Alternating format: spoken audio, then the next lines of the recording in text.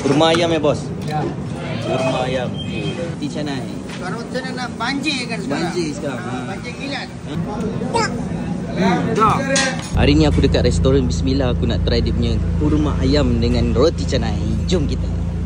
Ini roti canai. Roti canai. Kalau roti nak banjir kan sekarang? Banjir sekarang. Banjir kilat. Kuah campur baru sedap kan?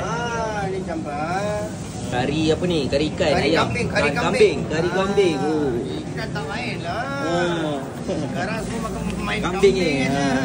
Ikan dah lama jalan. Oh, hari ni aku nak makan roti canai dengan kari kurma dekat Mamak Bismillah. Kurma ayam ya bos? Ya. Kurma ayam. Kurma ayam. Dal. Dalcha. Kuah dalcha. Siapa nak kuah dalcha? Ayah. Ayam dia bagi kuarter, kita makan dengan roti canai. Kurma dia ni tak sama macam Melayu ni. Melayu macam coklat-coklat sikit kan.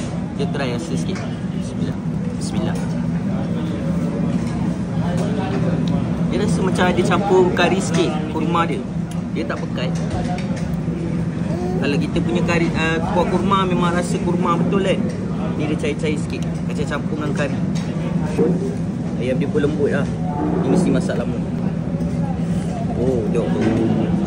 Ayam dia lembut-lembut. Panas lagi geng. Makan ayam sikit. Bismillah. Oh. Ayam kurma pun sedap weh. Tak semestinya nak makan kari dal je.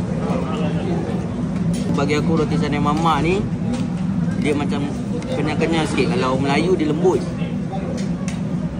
Apa pun? Jom kita makan. Dah.